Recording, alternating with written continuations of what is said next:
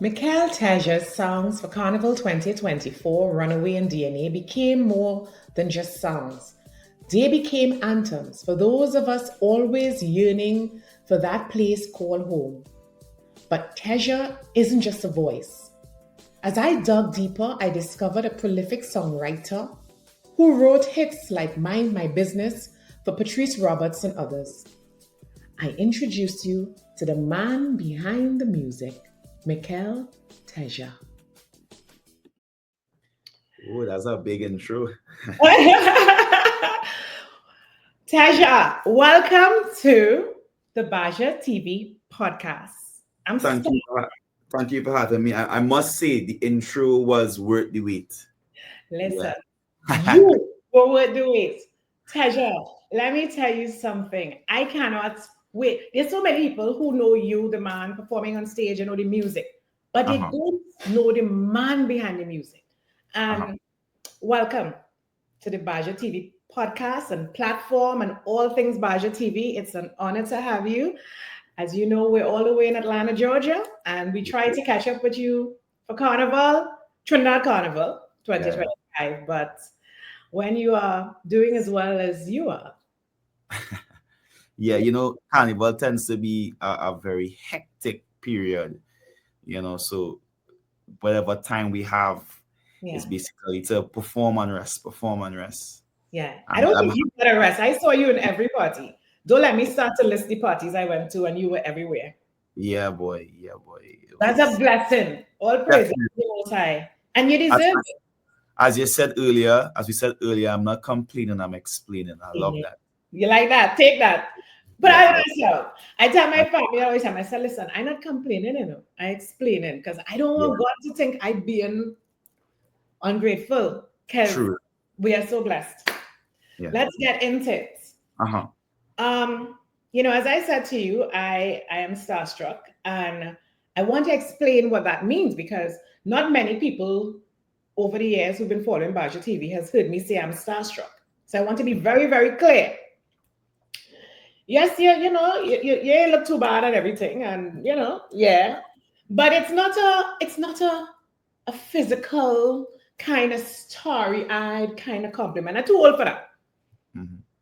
Listen, you have a work ethic and a talent and a gift like no other, and for that reason, my team and we just knew that we had to get you in the studio. We had to talk to the man behind the music. Where do you get this work ethic from? And let me just say one more thing before I allow you to answer. You're probably thinking, but you just listen to my music and think I have work ethic. No, we're well researched. And you know what struck me the moment I went on your website? I got everything I needed. It said a lot. Yeah. You're special. What I would say is this, right? So just to give like a proper background, I grew up in I don't like to call it single parent household. But I grew up in like granny, auntie, mommy. I think those are the three pillars in my life. Three amazing women. When I was very young as well, I watched my mom work 3 jobs. My mom used to work 3 jobs, right? So I think I got a lot of my work ethic from her. And, being able to do what I love, because I love doing music. So being able to do what I love was a big, big blessing for me. And I always tell myself, if I'm going to do this music, I'm going to do it to the best of my ability. I'm not going to, go half on it. I'm going to put my foot forward. And then when I got my little, breaks and little moments, I was like, you know what? Okay, this is motivation to keep going. And I think that is where I got a lot of my work ethic and motivation to, you know, push forward, especially in music. Music is something that we tend to, it's the lines are very blurred where it's like I'm not necessarily working, but it is a job. It is a job, and you have to wake up and work hard. It's a business. Exactly. So it's just that balance. Yeah. So you credit this work ethic that we now get to benefit from to these three amazing Yeah, queens in your life. definitely. Caribbean mothers and grandmothers and aunties. We're the best in the business. Yes, the Yeah. greatest, the Yeah. greatest. So that wasn't a single parent home.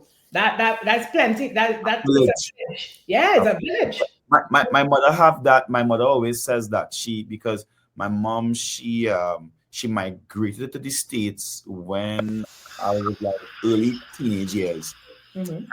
She always credits the village. She said, "Boy, thank God for our village. Mm-hmm. That is what was able to have to cover you." And Yeah. also where I grew up in a place called Gonzales, right? It's in between Belmont and Laventille. In Trinidad and Tobago. So, I mean, people tend to view it as, I don't like that word, a ghetto or whatever. I don't like that word, and I would. Definitely a lower income community that has produced some of the most outstanding. Yeah, like, Joey Lewis, Tambu, even Denise Belfon, Mm-hmm. and I could keep going. To keep going. But, and I said that to say, again, just having a village, having like, neighbors who like family, I think all those things, it's a very and just overall, it's hardworking people. So again, being able to do what I love and being around all these hardworking people, and it really motivated me to just put my best foot forward and put in the 1,000 hours. Yeah. And it goes back to those ladies because the converse applies as well. You have people who grew up in those same areas, and this was not the end result. Yeah. So it's not where you grew up, is what was put in you. Mm-hmm. Definitely. Where you grew up. Definitely. Well, thank you, moms. Thank you, auntie. Thank you, grandma. Are they all alive still? Yes. Alive and doing well. I think one of my biggest blessings was just, being able to spend time with family during all the hectic madness, They must be so proud, Mical. Yeah. They especially my granny as well. When I last year for Carnival, when it was DNA and the whole road march conversation, they sent me a video of my grandmother, and she was like, DNA. Oh, that is so sweet. I'm afraid to ask because it's kind of like the typical Caribbean conversation. Where was your father in all of this? No, he's there. I think what happened is, along the lines of it, because I spent some time when my mom migrated. I spent some time living with him. Okay. And we have a good relationship. He's there. He necessarily wasn't the most supportive of the music because, coming from his background, they never understood that music could be a livelihood. Of course. They viewed it as I understand. a passion. Yeah, it's a hobby. It's a hobby. Yeah, they never really, and because of their brought up see and their view of the world was so limited in that era. Yeah. So I had to literally prove to them that like this is possible. Like we could make a livelihood from this, And you can't blame them because many generations ago the only way out was traditional education. Doctor, lawyer. And no other career was really mattered. So you can't blame them. The creatives had to fight hard to get noticed and to prove. And even athletes, when I interview my athletes, they'll tell you that their parents thought that parents thought they were wasting time because back then maybe that sport never gave you a livelihood. But times have changed, and people like yourself, others, myself, we've caught up with the times, and we are born in the right time that we are able to make a living from our creativity. Yeah. Thank God. Yeah.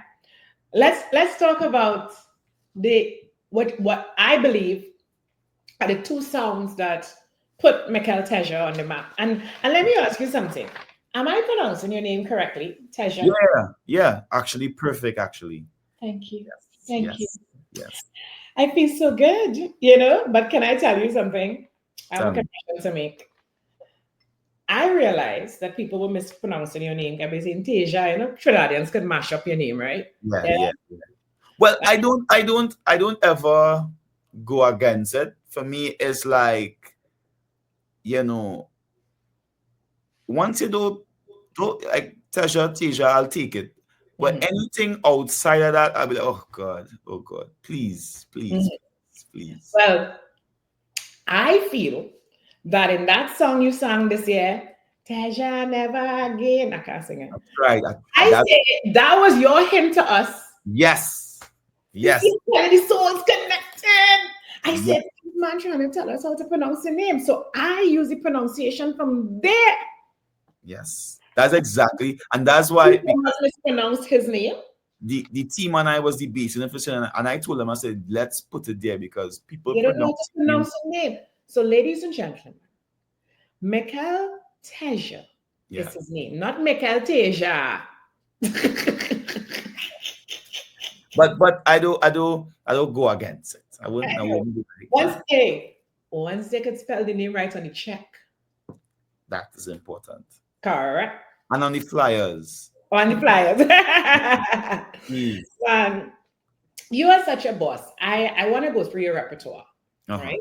Because everybody want to come and rewind and jam, and people, a lot of people I know Hmm. started knowing you. I think it's fair to say that you became world famous on the Soca International circuit with Runaway and DNA.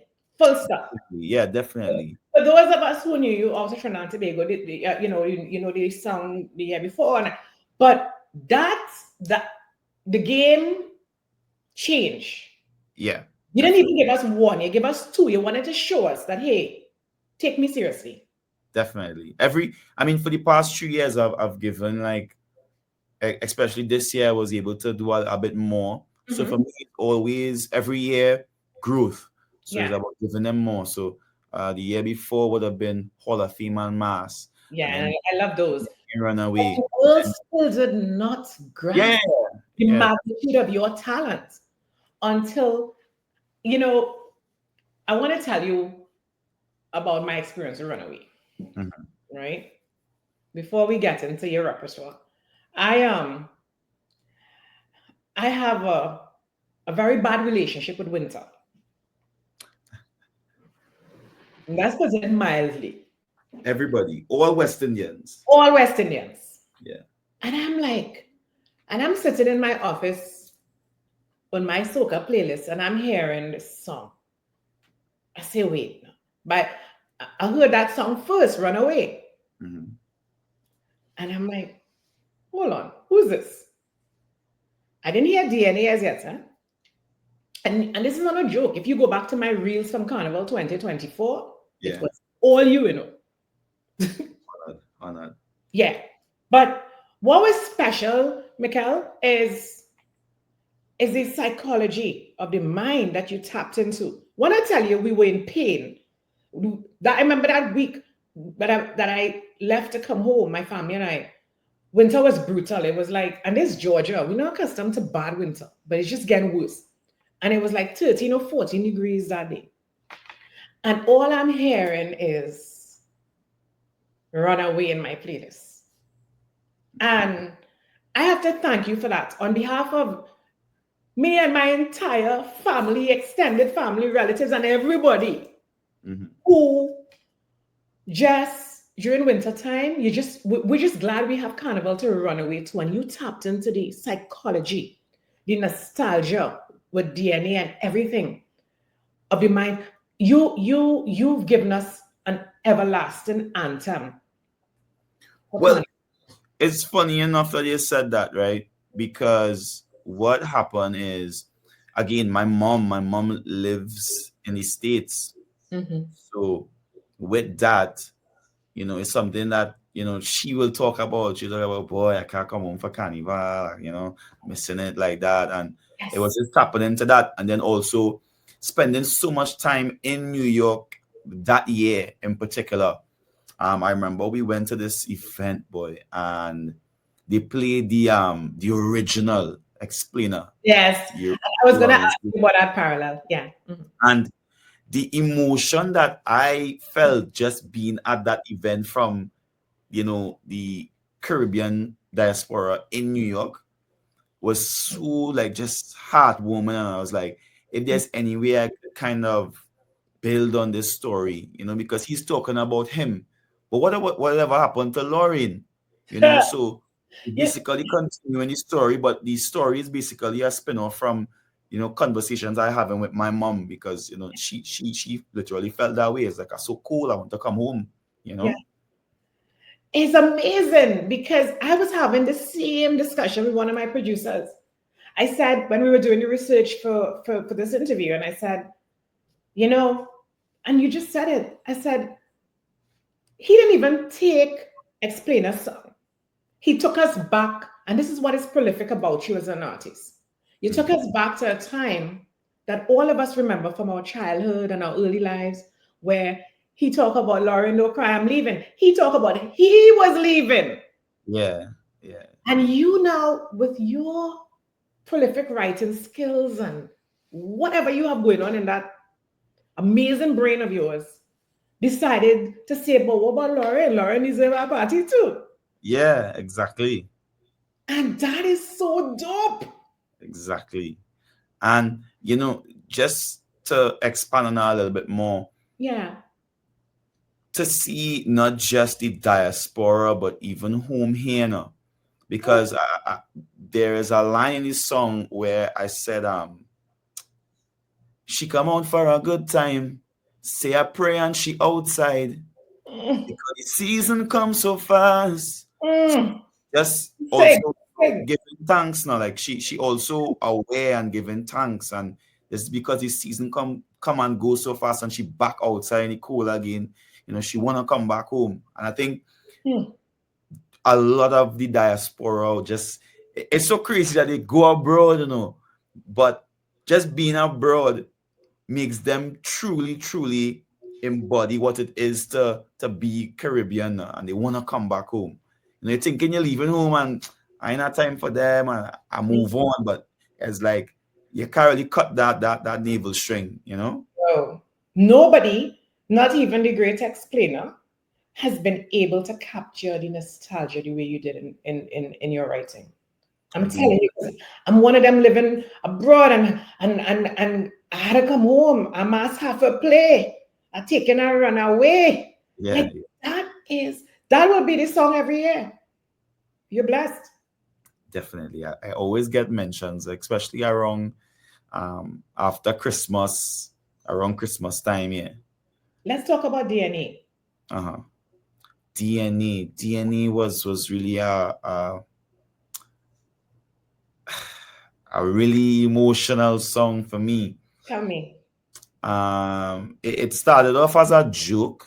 Mm-hmm. It started off as a joke because the year before that we were traveling a good bit, and we weren't home as much. Yeah. So my manager and I, we had like this joke now where we be like, boy, we back home, no place like home. Okay, It, side. yes, it started as a bit of a joke, and then it's like different things come together. So I'll start off firstly. When I experienced Carnival the year before, I was on the road with Lost Tribe. It was Mhm. really a really great experience, boy. It was a really big up to the whole Lost Tribe, Val, Ainka, and the whole Lost Tribe family. They really like a family. Right this year, and I didn't know until I see the picture with you and the dark. You looking at each other. We'll talk about that after. And I wasn't that man. No, well, we were actually shooting a video for a song to come. So that's like a Okay, little. okay. Got it. Yeah, go back to Um, DNA. but just experiencing so much love on the road now. We were on Mokarapo Road Mhm. and late in the evening, and I just there like a fly on the wall watching everybody facial expression. And it's like you could see love on everybody's face. Like I'm talking about, I am scanning the entire street and I'm watching this man whining on this girl, this man here, everybody just like ecstatic and happy. Yeah. And that's why I had the whole idea of when we're outside is that ocean of love now, because I'm seeing so much people and it's just love on their faces. Wow. And then I kept working on this song, and then we were traveling and stuff like that. And then when we were, I think it was late May, Mm-hmm. and I sat down with Michael Montano, who's Tano. He's like the number one producer in Trinidad. Really? Yeah, that's the guy. He's behind a lot of hits like Kess, Tack Back, Wow. Cocoa Tea. Him and I wrote on Cocoa Tea, and he produced Cocoa Tea. I could go on and on. But we will later on. Yeah. So I sat down with him, and then we were able to kind of flesh out the idea and bring it to life. And then it's only like later down, probably like I would say August, I was able to like fully get the concept of, DNA, because I just had it as home before, but I didn't like the word home. Mm-hmm. I had another song at the time named Home, so I didn't want to like use that song and stuff like that. So that's Boss, you got it right. yeah. You got it right. Many of us were able to connect immediately with everything you said with Runaway and DNA, but we couldn't put it into such words. And you left nothing on the table. Definitely. And the crazy thing is, when I finished this song, I had to travel to Soca in Japan. So I was in Japan while we were mixing the song. Then when I got the mix for the song, I was walking. It's crazy. I always remember that moment. There's a place in Okinawa, right? I was walking down Okinawa, and I had my headphones in, and I listened to it, and I love this song, but it's not correct. It's not feeling correct to me. And I spent the whole Soca in Japan, that whole time there, just listening to where I could fix it. As soon as I came back from Japan, I went straight to the studio, re-record it. And then from Japan, we had to go to Miami Carnival. So literally 2 days before Miami Carnival, I was in Trinidad re-recording the whole vocals, shooting the video, piece of the video, then go to Japan, then go to Miami, come back from Miami, finish shoot the video, and then put it out literally the next week. So it was a bit of a rush, but well worked. Thank you. Thank you for that body of work. Thank you for and I mean, let's talk about. I mean, some people think it's just DNA, Hall of Fame, da da da. They don't understand who Mical Teja is, but Basia understand, because the Basia crew of producers, we did our work and we did some digging. Yeah, we are fine. Well, I ain't find everything. So I know you started at 14 when you did, because you have spoken about this. You've always given Destra her flowers for when you did Queen. Yeah, I'm a girl, That's just not the Basia show, She Allison and Sophie. Wow. Yeah, I'm a girl. That's my queen. So, we'll carry on, and you said you started at 14. I mean, you knew from 14 that you had the ability to write hits, right? Well, I didn't necessarily know that. And this is why I would always give, props to, again, my aunt, one of my pillars.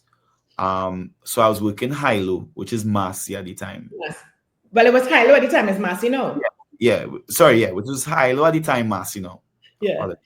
Right? And I'd gotten about $3,000 in tips, right? Wow. I used to do like little music. I was always into music, but I was able to seal up like about $3,000 in tips. Wow. So I was like, I feel I want to do a song, because I used to make like little beats and write little songs and stuff. And I, I was one of those people who, when I see songs released, I would look at the credits, and I always just see this guy by the name of Casey Phillips, right? He was the head of precision. He's the head of precision, who is like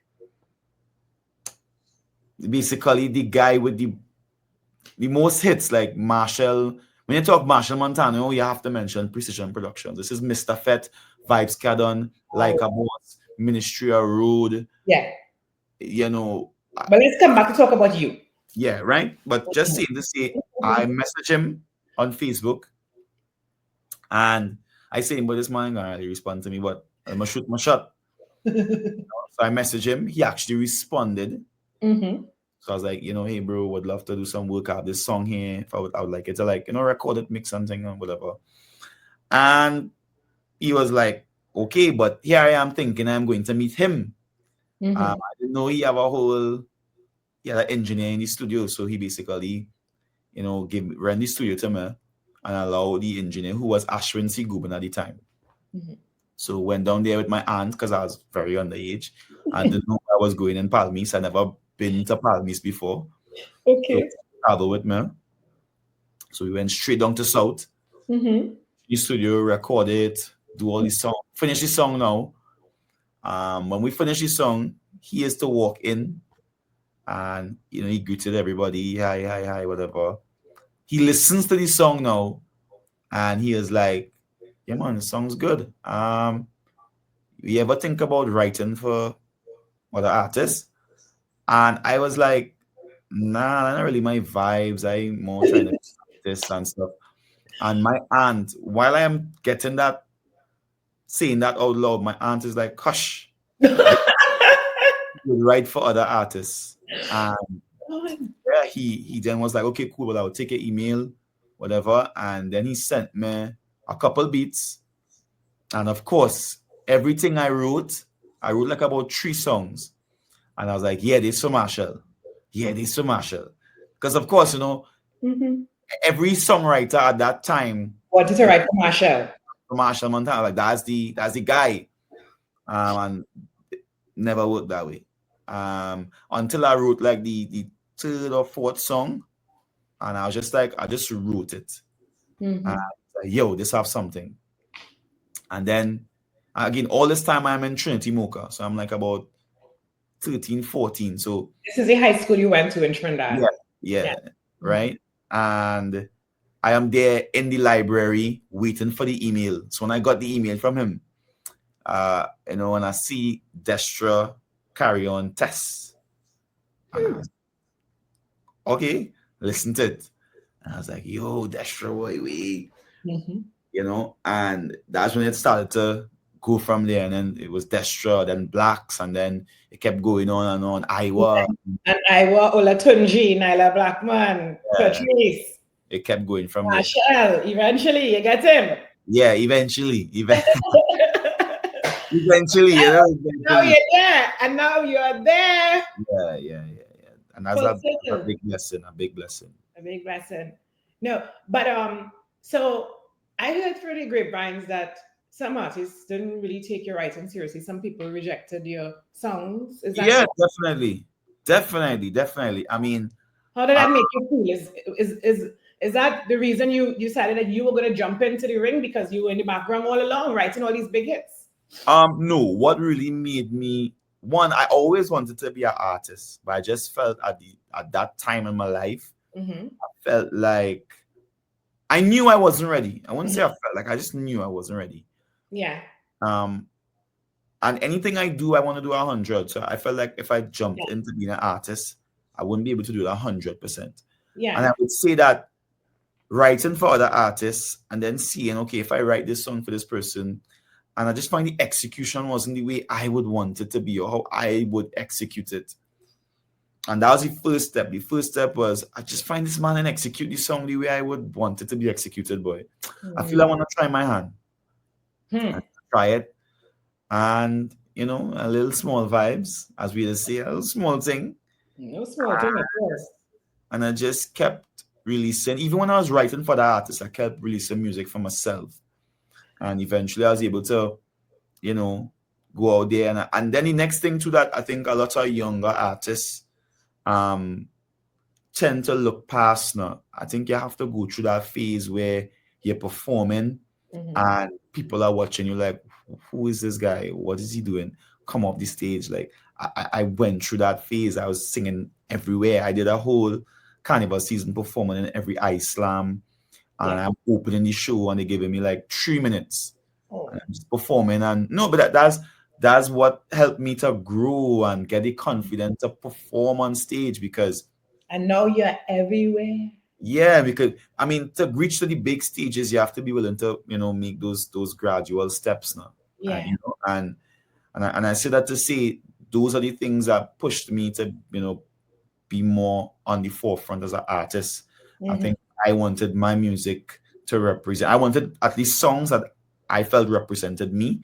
I wanted to represent them Yeah. versus giving it to somebody and then having to wait on their timing and and how they would want to bring the version of the song and stuff Yeah. like that. I just felt like I wanted to sing the songs the way I wanted to sing them and perform them the way I would want to perform them. Let me tell you something. I would have cried if you gave another artist Runaway, DNA, Higher Power. I would have bawled. Yeah. Like some things are for you. Definitely. And I feel that. I feel that. Yeah. So how do you know which one is yours and which one to give up? Because I mean, you wrote Drink Water and Mind My Business for Patrice, and that was, in my opinion, the biggest hit that Patrice has ever had. That's my opinion. Okay. And Yes. you know why? Because I'm on the other side of the world. Mm-hmm. And when I'm seeing reels and TikTok video with Jada Pinkett Smith and this one doing Drink Water and Mind My Business and that, I mean, Yeah. you reach. Yeah. Proof is in the pudding. You reach. Like, man, you're the business. Like, and I also heard that I don't know if this is true. You can clarify that for me. That you weren't necessarily interested in soca originally as a genre. No, that's actually not true at all. Okay, I'm glad cleared up here in the Basia TV Yeah, Podcast. I was always interested in soca, because ever since I knew myself, I have always been interested in soca. But what I would say is I've always been trying to experiment with soca. So even if you listen to my music to today, it's not like jump up and wave, jump up and wave. It's like a little bit more emotion, a little bit more musicality. Higher power. Yeah. So it's on, and I'll tell you how I know when a song is for me. I think the message, once I can live with the message of what I am singing, it's for me. Yeah. I don't necessarily drink rum.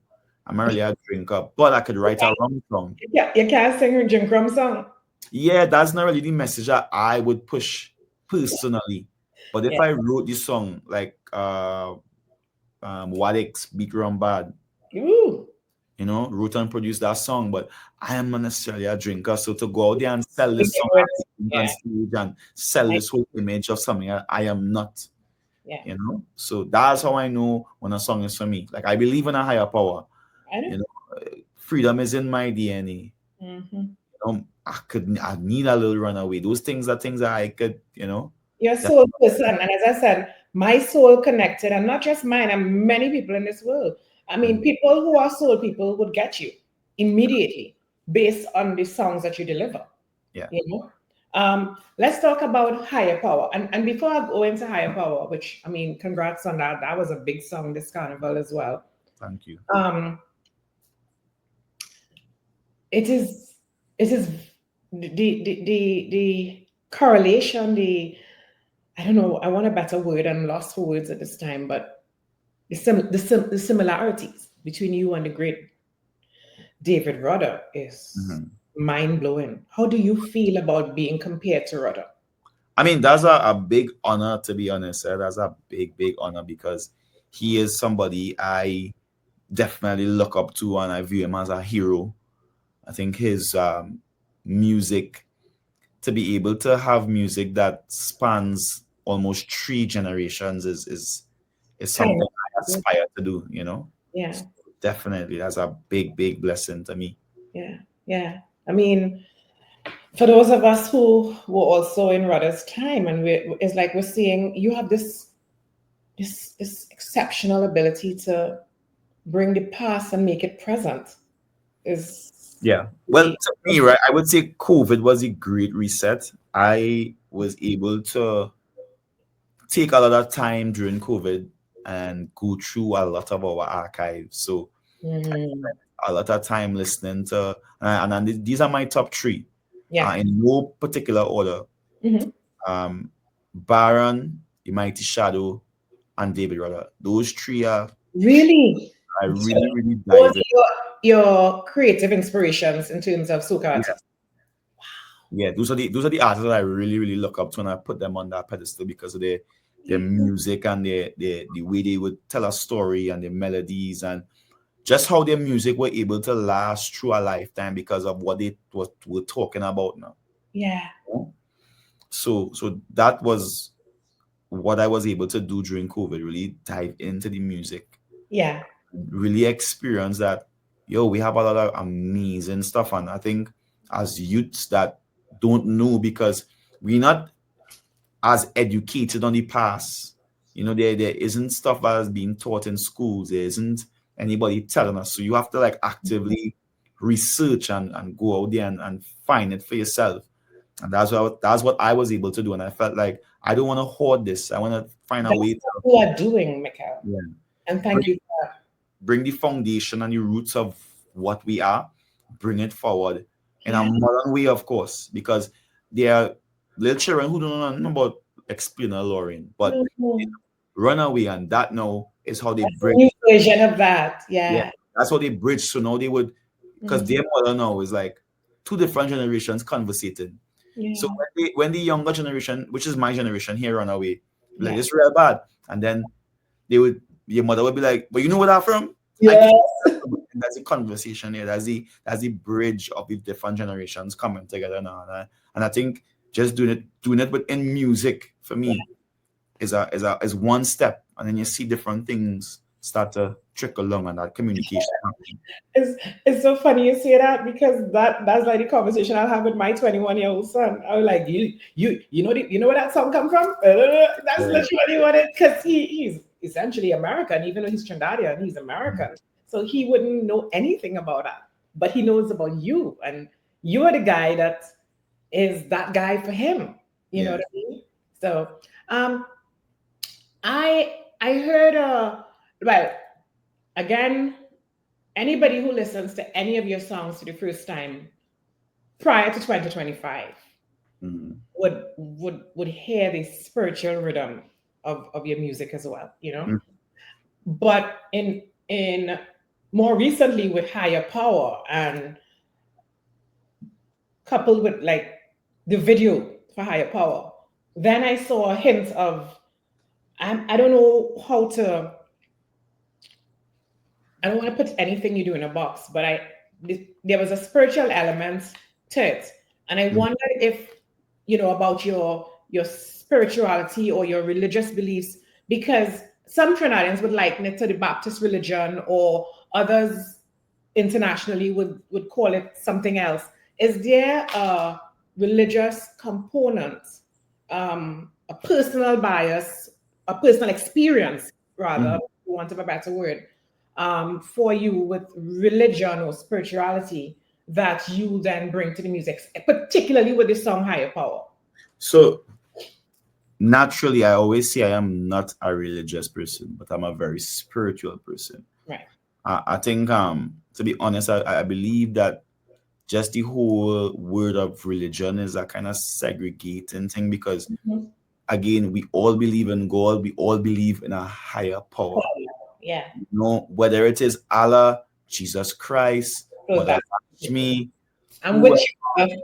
Mhm. whatever it is that Mhm. gets you to be a good person Mhm. and wakes you up in the morning to Mhm. do better, I am all for it. And I say that to say it is a bit biased based on my brought up. See, Mhm. so my grandmother before she converted to Pentecostal, she was a Baptist. Okay. I know I hear it somewhere in there.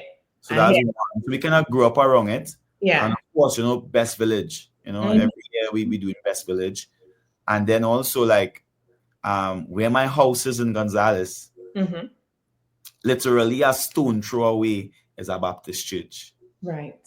So you been attached to your upbringing. Yeah. And then I'm also part of a group, and I actually traveled when I was younger to England, Liverpool, and Canada with them. They're called Belmont Freetown Folk and Culture Group. It's like a cultural group. Yeah. And they do like traditional dance, which is more Afrocentric and stuff like that. So again, being within that element, it is a bit a bias. And even the drummers and dancers in the video, they are from Belmont Freetown. Oh, nice. Very nice. It's a whole community. So you're paying homage to your upbringing and your cultural beliefs and stuff. Yeah. I like it. I saw it. I felt it in the music, and certainly I detected it in the video as well. I'm like, there must be something here. But you wanna know the crazy thing about that song? Yeah. The crazy thing about that song is that going all over and performing it for the carnival season, I saw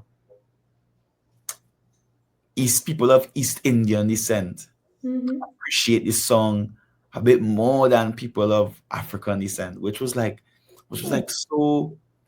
I don't know use the word weird, but it was just surprising. Surprising. Because I've had so much people of East Indian descent come up to me and say, "Yo, you see that higher power? You see that boy? You see that song?" And I'm talking about Mical. We all have a soul.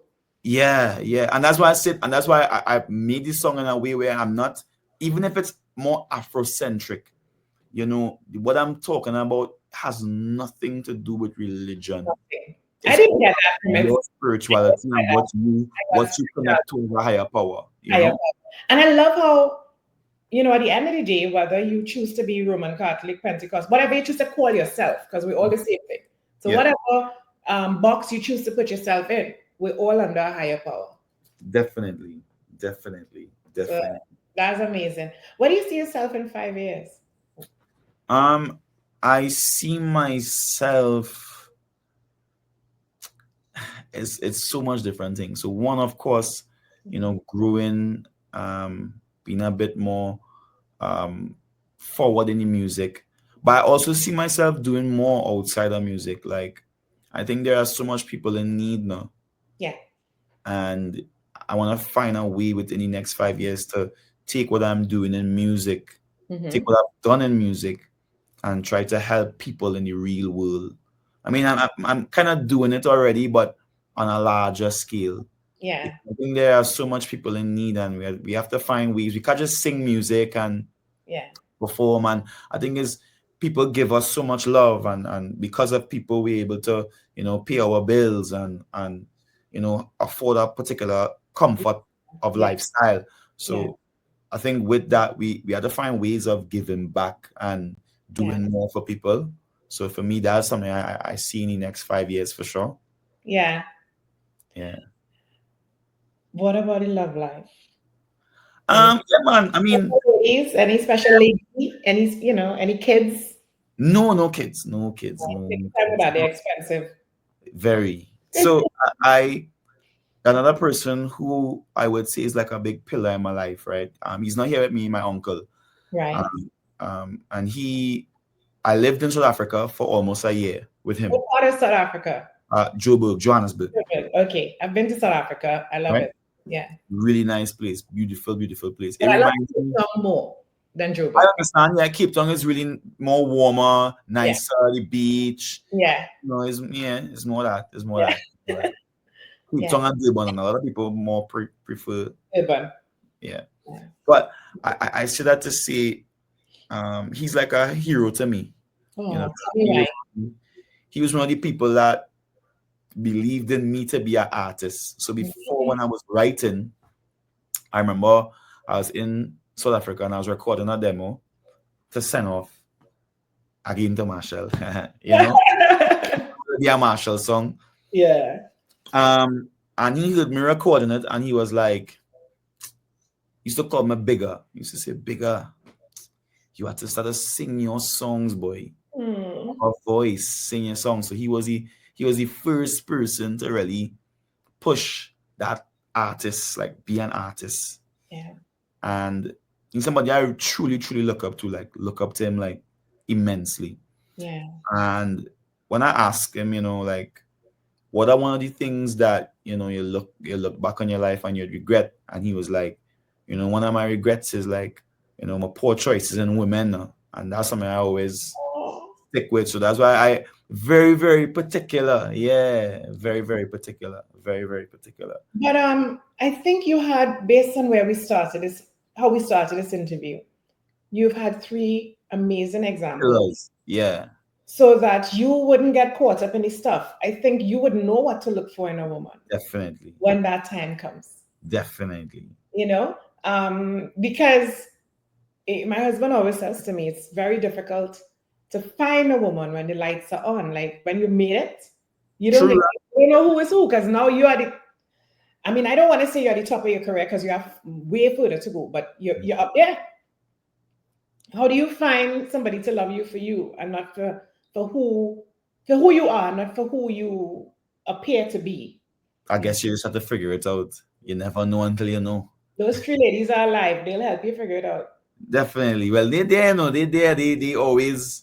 I ain't sure. I don't know. So, Yeah. They don't play. They don't play. They don't play. Well, I'm glad to know that you're still on the market because I know a few people who think that do think you're so dope, So if you would take recommendations from a woman of a particular age, another auntie, but you take your time. That's the only recommendation I have, take your time because you really deserve the best. You are Trinidad's finest. I do my best. I want to thank you for the music. I really want to thank you. Teja, you're a boss. I know it's just only getting started for you and you're already at the top of the soca industry. It's only getting started. I wish you a lot of blessings and abundance. You and others, but for me in particular, you really touch my soul when at a time when you need home, and there's nothing else. And thank you for the sacrifices you've made to get to this point. A lot. To bring this music to us. Keep writing, and may the higher power continue to guide you to know, listen, this song is for you, this song is for Marshall, this song is for Patrice, because I don't want you to get the wrong song for nobody. You understand? Thank you. And I trust I truly, truly appreciate that. And I do wish you as well all the best. Thank you for having me. Thank you for coming. This is a very important platform. We want to do the work. Some people trying to be famous. We trying to do the work. We trying to get the best out there. We trying to put the best out there. People need to know who our real stars are. And this is not about a persona. Mm-hmm. It's about the gift that you have, the talent that you have, and what you've been able to do with this, the work, the body of work that you've produced. Thank you. Not a problem. And more stuff to come. I can't wait. Listen, we are real. Next time we meet in person, you know how we do it. Definitely. This style. Definitely. Thank you. This was an amazing experience. I have nothing else to put on the table. Yeah. No, man, that's good. As I said before, open book, you know what I mean? Yeah, thank you. The only thing I'll be doing, tell auntie and grandma and mom, I'll be looking for the wife for you because I'm good at that. I'm taking auditions, ladies and gentlemen. I will tell you. But ladies, I'm taking auditions. I am appointing myself to find a lady, a missus, a wife, whatever Teja wants, speak to Basia. Your mother will probably crack up when she hears this. What should rule? Yeah. I'm sure she will trust me. All right, guys, don't forget to follow Mical Teja on Instagram, Facebook, everywhere, and stream Everywhere. music on Everywhere. all platforms. All platforms. When it comes to Mical Teja, you don't know where you don't know who's going to be singing his song, and you don't know what he's doing next. So it sounds like he has big things coming, and I can't wait to talk to him some more later on about those things. Teja, thank you. Bless you, brother. Bless. Bless. Cheers.